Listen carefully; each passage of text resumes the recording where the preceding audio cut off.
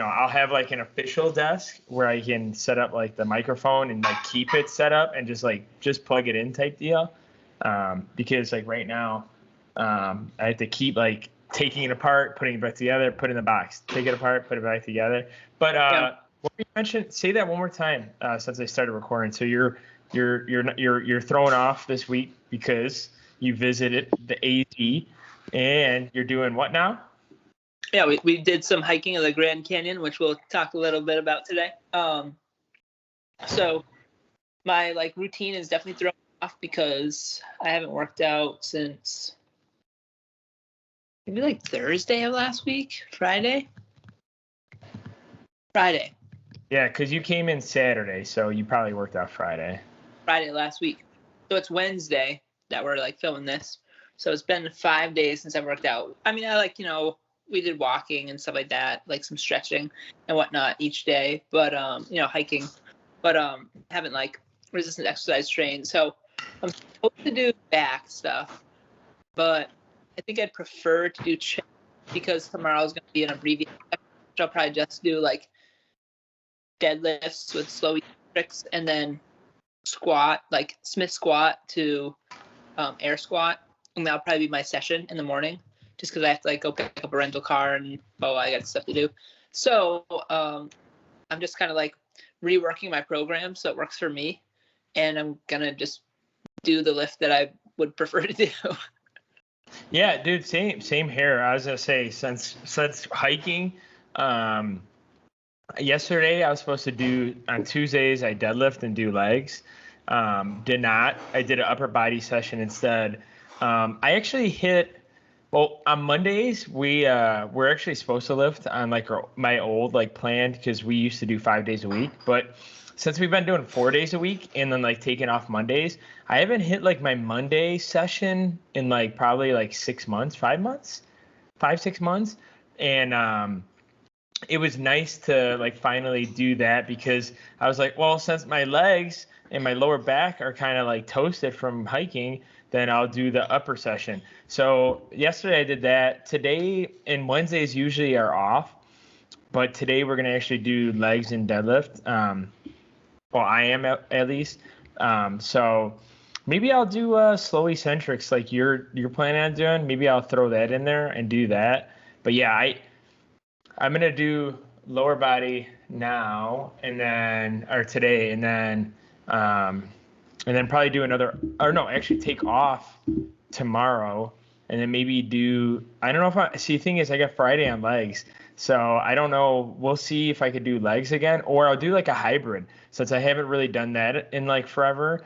Maybe I'll do like half legs, half like upper body, where like because one of the upper sessions I'll miss this week technically, but Friday, like let's just say if I do squats, and then maybe like a hamstring movement, and then I'll do like my upper session I usually do on Thursdays, because we're gonna take tomorrow off. I think I need more rest time. So this is like the perfect episode to talk about it because it's like I don't know how you feel, Roman, but my calves are still sore. Like my like if I flex my calf right now, like even today, I might even skip calves today because of the fact that my calves are just so sore. Quads are fine, my glutes are fine, Yeah. hamstrings are fine, but it's crazy. I can't fully like contract my calves. They're still that sore. Like much better than Monday, and even like well into the hike on Sunday. But man, in partly that's because my nutrition has been like way off. Like there's one day where like I just like keep a mental note of like, approximate like macros. And really the only thing I really try to track is protein. And then because we did like kind of an arduous hike, I try to keep in mind like at least like intermittently adding in a carb source, which was like Mike and Ike's. I'll be like fully transparent about that. We had some other sources, but that was like a main thing, just so that I have like that kind of like that energy and that like that mental fortitude to be like, oh, keep going, blah blah. but like when I went back and I thought about it, I was like, I probably had 60 grams of protein today. Whereas like ideally I would be between like 150 and 170, 180. So like totally deficient in protein. Yeah, I think when you guys left our apartment, I think I had like a bowl of cottage cheese, Yeah. a big bowl of cottage cheese. I think the only day that I was kind of close to being on target was the day we had steak. Oh yeah. That was a nice one, man. That was probably one of the best meals I've had for like a while. That was bomb. Honestly, it tasted really nice, and it was like after a grueling workout. So yes, Roman and we'll say Roman and we hiked on Sunday, which was Roman's birthday. So shout out to Roman. He finally hit his 30s. So look on the lookout. He's gonna come out with the ebook, How to Work Out When You're Retired. It's only $69.99, and he only accepts cryptocurrency, so no U.S. dollar here. But whatchamacallit? But yeah, he just hit 30s. Yeah, we hiked Sunday, and then the next day we threw down with some steaks, some potatoes, and asparagus. It was really bomb stuff, and it was like really, everything was all cooked on the grill. Everything was cooked on the grill. Yeah.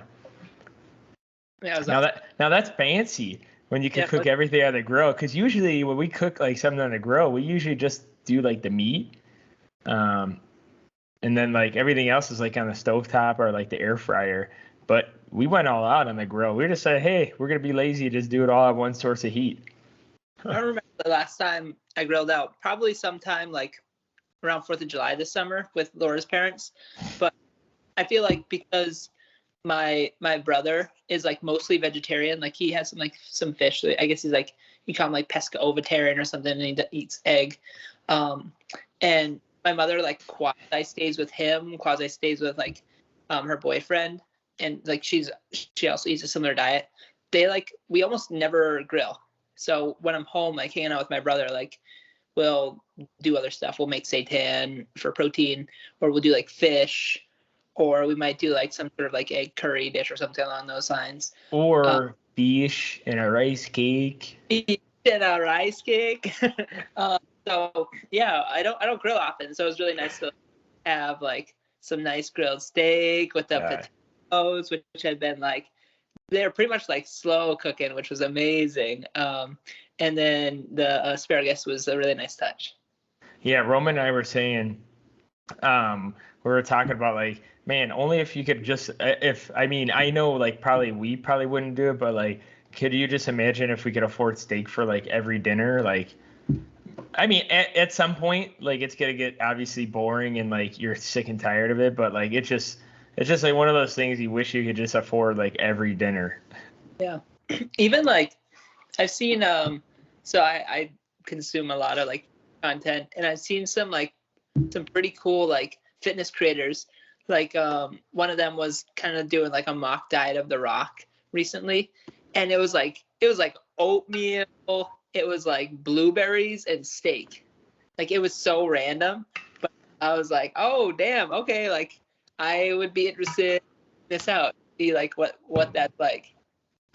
Yeah. I mean, I don't know. It's I guess it's a lot different because see, the thing is like also too when you do the Rock diet, and we talk about this, right? So like average employee or coworker like Roman and I, most of the time, I'd say, because Roman does do some workouts in the morning, but most of the time we're working out after work. So when you do the Rock diet and like you throw like a bunch of carbs and a bunch of fats in the morning like that, like for breakfast, like that, what if that person doesn't even lift in the morning? Like, honestly, if I had a bunch of fats and carbs in the morning, dude, I'm going to be sleeping for like 2-3 hours.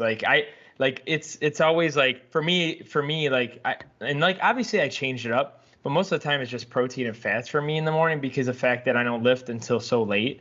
And then I'll start introducing carbs like second meal, third meal, and then fourth meal, and then fifth meal, probably none. But like it's like funny because what if like the person that you were following, Roman, like didn't work out until like 5 p.m., 6 p.m. and then like they had like a bunch of oats, blueberries, and then they spiked their blood sugar and diabetes. No, I'm just kidding. I feel like it's so individualistic too, because Yeah. for me, I probably tend to do like my first meal, like not including like a snack, because sometimes I'll have a snack before I work out. Sometimes I'll just live fasted, and it'll usually just be like, because I only have time for like 30 to 45 minutes for a morning session. It'll usually be like one compound, maybe one accessory. So like, for example, tomorrow will probably be 2 compounds. It'll probably be 2 sets of deadlifts, 2 sets of squats. So 4 sets overall. And that'll be my session. Like I'll do a 5 to 15-minute warm up. It'll take me like 10 to 15 minutes per like compound. And then I'll do like a 5-minute cool down stretch. And then I'll like walk back to my apartment. So,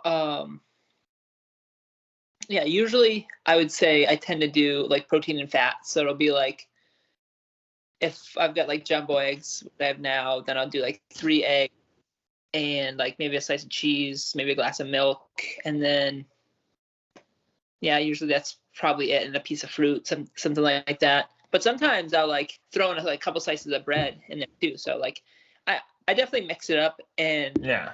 the thing is that like I'm a bigger fan of like variation and variety, which helps me to like kind of get to my nutrition and my like health or fitness goals, if you will.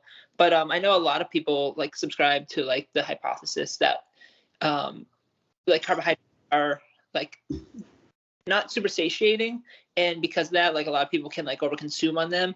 So if you want to keep your like caloric intake like fairly like rigid within a band, for example, then they'll just stack their carbs around their workout, and there's like nothing wrong with that. If that works for you, you're able to like stick to like the plan, or like that helps you to like hit your whatever your fitness health goals is, etc. Then like that totally works. But people might prefer to be like a like kind of divvy up, for example. So they might prefer like baked potato or like a slice or 2 of bread for like each meal, or like most meals, for example. And if that works for you, then I think that's. Yeah, I mean today, like I like how you said that, like variety, because today like we had avocado toast and Greek yogurt. So it's like, and it was vanilla Greek yogurt too. So it's like it was like carbs, fats, and proteins. Like I think it was like 24 grams like protein, 22 grams fat, and then like 30 or almost 40 grams of carbs. Like some days it's just like that. Like, but see, the thing is though, like some days like. So like I was telling you, Roman, like probably offline, but like some days like we just eat breakfast at like 10:30 a.m. So like maybe that's not okay, maybe it's okay, but like most of the time I'm just chugging water and drinking coffee first thing in the morning, and then I'll just like sometimes like eat later breakfast. I mean, like I haven't even ate lunch yet. I'm only on my first. I've only had one meal. It's 1:55 p.m. So Yeah.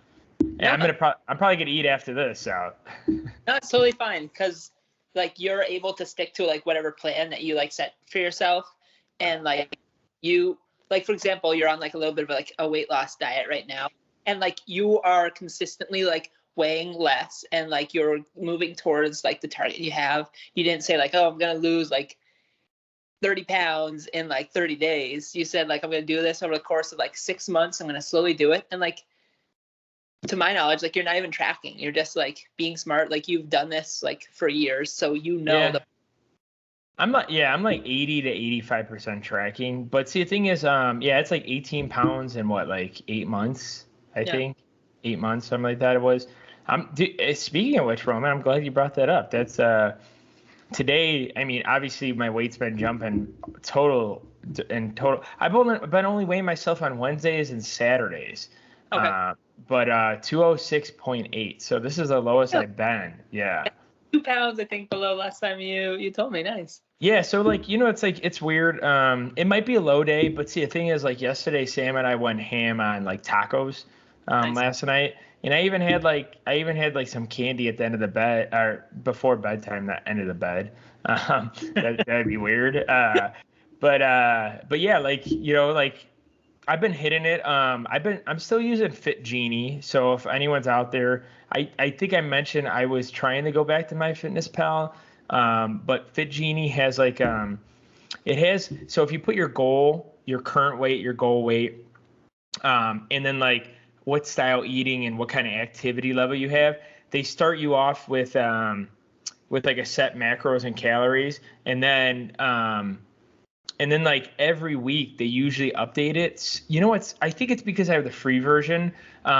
Before, when they didn't have like a paid version and free version, they used to do it like every week. But like sometimes, like I think you have to put in a lot more like weight and login, because see, the thing is the AI only like corrects itself is if you're logging the weight and logging the food. So I've been trying to log food a little bit more, because what I've noticed is like if I don't log everything, or if I don't meet my macros, but in my head like I meet the macros, like but I'm not just putting it in my phone, it won't update. But like lately, because I've been weighing myself like twice a week, and then like pretty much logging most of my food in, it's been updating like the calories and macros, like safe, like because before I was like kind of stuck in like the 212 to 215 range, and like I just wasn't moving down for like a month or two, or whatever it was, and then like it just started updating, and then like the progress started getting better. So I like Fit Genie.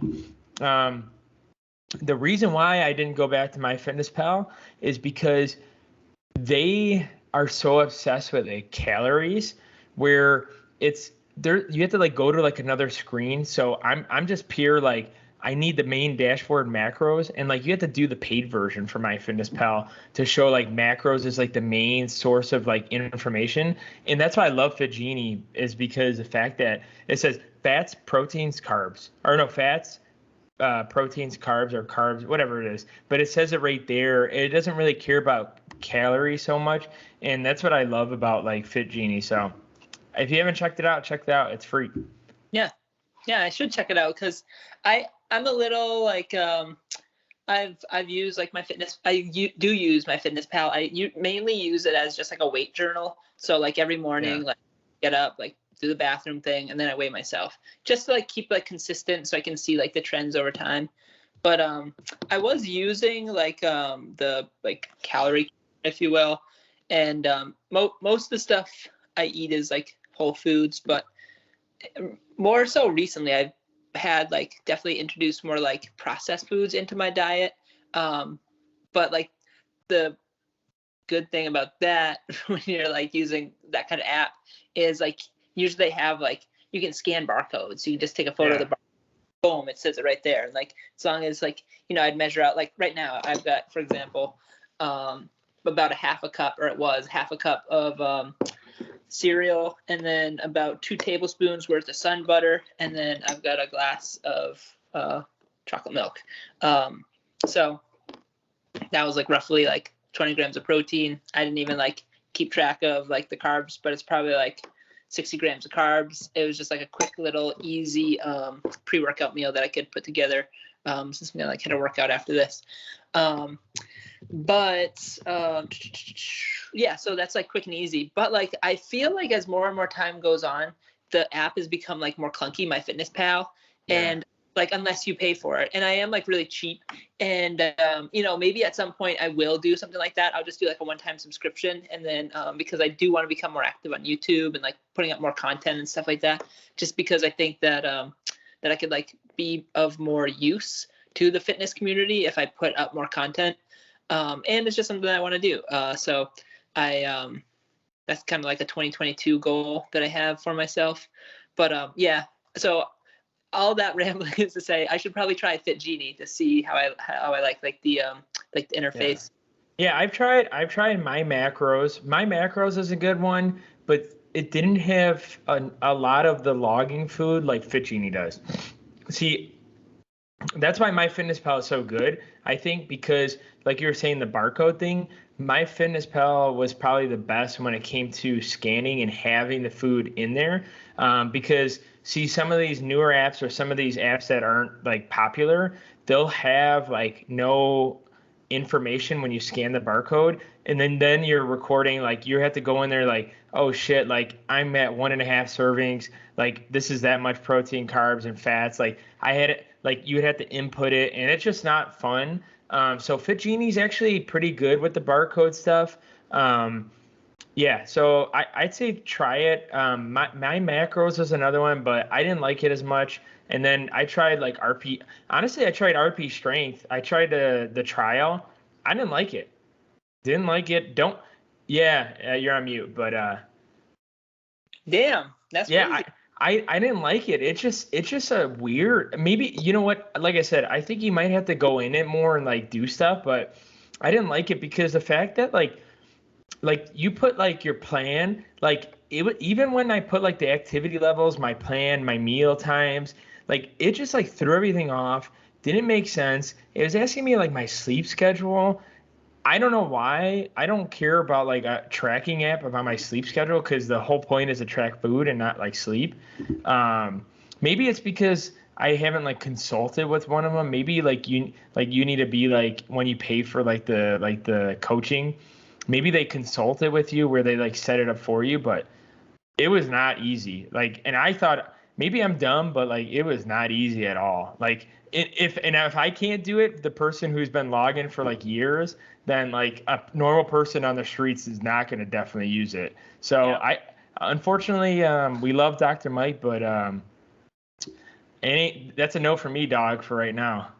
Yeah. Interesting. Um, Maybe I have to check it out, and I'll have to do like a review on it or something like that. Because yeah, like, yeah, and also it's not free too. You have to pay for it. So it's like I used the free trial, but like, was I going to use it for the rest of my life? I don't know. It's no, I would be honestly like, because I was thinking about this earlier, like either earlier today or I've just been thinking about like I I definitely could become like more rigid with certain things, but I like how like my overall like fitness, like nutrition, health, like journey is going.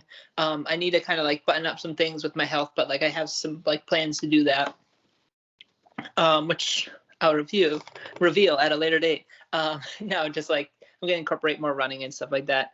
Um, but yeah, I was thinking like, maybe I'll do like a 3 month subscription or maybe a year subscription to like Carbon Diet, the app that Lane Norton and his wife Holly Baxter like worked on and developed, and then just like kind of do a like, and like I wouldn't do a review to like bash anybody. I would do it to like give my honest opinion and like recommend it or like say like, hey, these are areas where I think like the app could be like improved upon, like this application or that application, yada yada.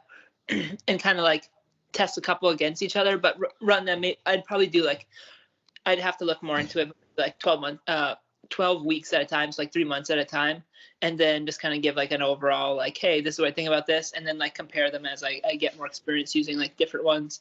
But yeah, because I use sorry to interrupt. I used this Avatar Nutrition before, and I paid for it before when he was with them, and I think they're still running, but not with Lane Norton. But those the good old days when I don't even know if they even had a phone app. I think I was like logging it either via browser or like the laptop. I don't wow. even because I can't remember. Maybe there was an app. I don't know. Maybe there is an app right now. I feel like I can't remember, but I feel like I was like, unless like Avatar Nutrition, they only did like the weigh-ins and like they adjusted your macros. Um, but yeah, I can't remember. It's been so long. But that'd be interesting. Is it free or do you have to pay for that? They might have a free version. The only version that I'm aware of is a paid version. I want to say it's like $8 or $9 like per month, I think. But that was Too many subscriptions, man. I agree. Yeah, I just think it would be interesting, like to like do it, see it, experience it, and like it'll be a good way to like give me like content to create. Maybe you and I should come out with one, and it's just macro friendly, and we'll add a calorie thing. So it'll be like MyFitnessPal, but you can do the option. So like someone's like counting calories or counting macros, you could switch the main dashboard, and it'll have logging and an AI to guess your next calorie goal or macro goal, and it'll be only free or perpetual. And I like that's it. Maybe we just clear the market of these logging apps. Maybe we just clear all of them, Roman. We just make up our own. it. And then guess what? It'll be like $30 for the perpetual one, and that's it. Like $8 $8 a month stuff, just perpetual, and they'll get access to like meals, diet plans, lifting stuff, And that's it. We just need whoever's on board. If you're listening to this or watching this, if you know how to work with coding, sourcing, and app development, reach out to Roman and I. We won't pay. We're not going to pay you a lot, but we want you to be a part of the team.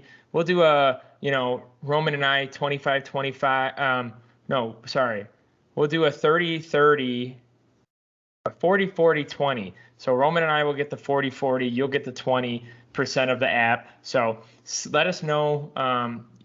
Contact us, please. Let us know. We're going to try to hit that app market hard.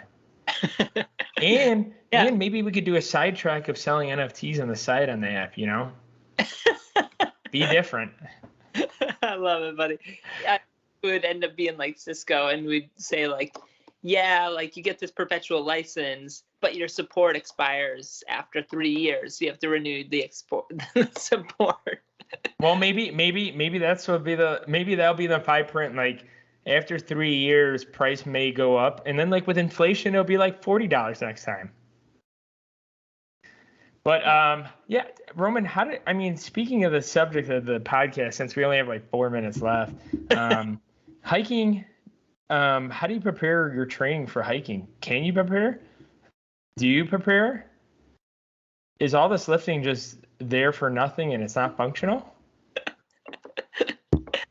Definitely functional. But I don't think anything could prepare us for the damage that was done to our calves, the absolute beating we took. Yeah, we wait, I got the stats right here. So with the Apple Fitness Watch that I have, Roman and all, we did 10.38 miles, 5 hours and 41 minutes and 26 seconds. Total calories burned 3,004. Probably wrong. Don't listen to that too much. Elevation gain was 2,847 feet. The maximum, we were up about almost 7,000 feet. We hiked down to about 4,000 feet, so almost 3,000. Obviously, the 2,800. We were doing 32-minute mile paces, which I thought was absolutely insane because of the fact that how many times we stopped, looked, stopped, took a picture, stopped, took a breath, stopped, trying to get Antoine's quads to stop cramping. Yeah. All I got to say is everyone was a soldier besides me because my quads kept locking up.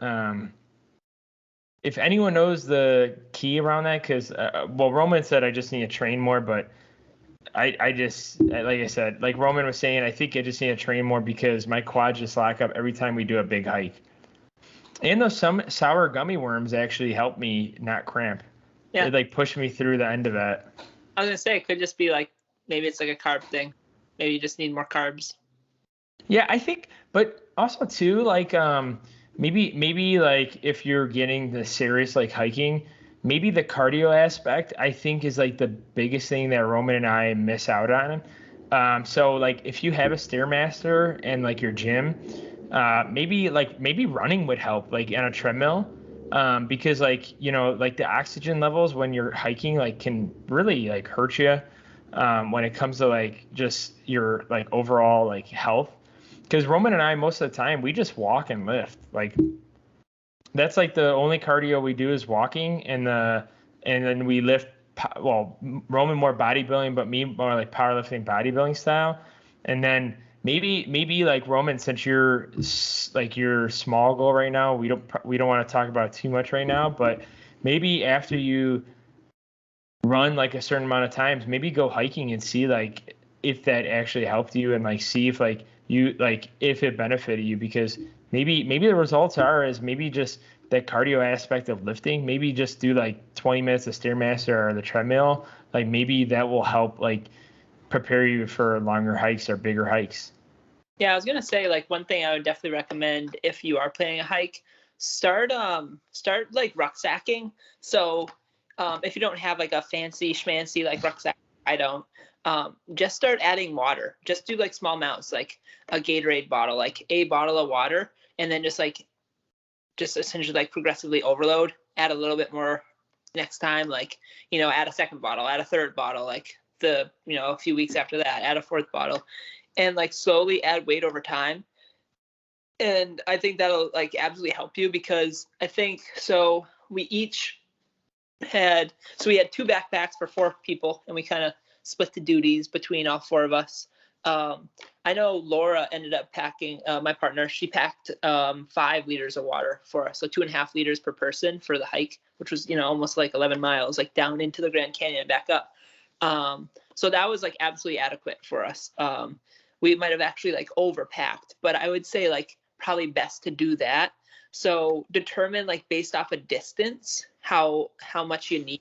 So there's a couple ways that you can do this. So before you go on a hike, make sure that you like train, like I would say up to like the 90 to 95% of like the distance. So if your plan is to like do a 20-mile like rigorous hike up and down, like I would say that your last hike should probably be like your last long hike, maybe like 2 or 3 weeks out, should probably be around like 18 miles for like training, and then you just kind of taper down there for like recovery purposes. So a few days before, you might just do like a mile or 2 hike just to like get the legs going. But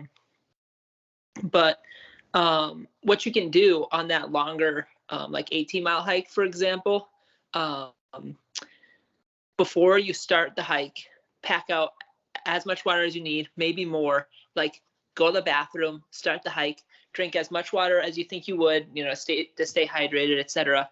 And so weigh yourself before you leave. So after you've used the restroom, and then when you come back, weigh yourself again.